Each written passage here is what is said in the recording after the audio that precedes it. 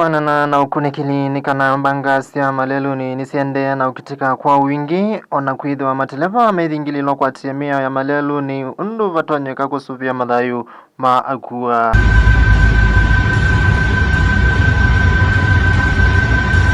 Kuimo denyani wa iyo akuwa kauta alama ni matatuni imwe ila ikuwa akuwa miongo itatu na eli ni makwatie maumisi manene itina wa matatu ila imakuite kukunywa ni ya lelu ni mweo wa expressway kisioni cha Mulolongo ukamba wa Athi River.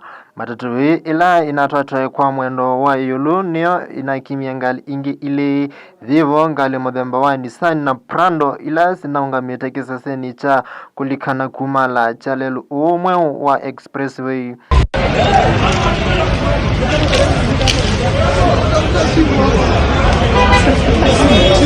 Vala inalulutikile na kuvaluka na kutumwa akuwa asuma kwa tama umisi manene. Ingi ni kana mbanga ingi ni kusiwe ngune mwingi lelu ni wakuma galisa kwenda mwingi utukuni wakwamukia umonde vala andu eli matiwe nithayu na angithandatu kukwata maumisi manene vala maende ya ukwata witi hospitali ni wa mwingi.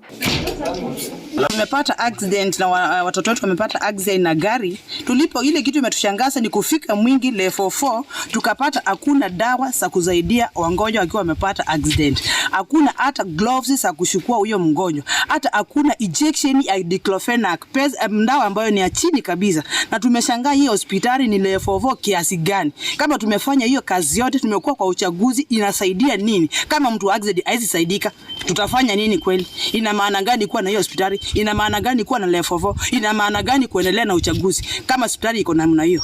Ile ningeuliza wale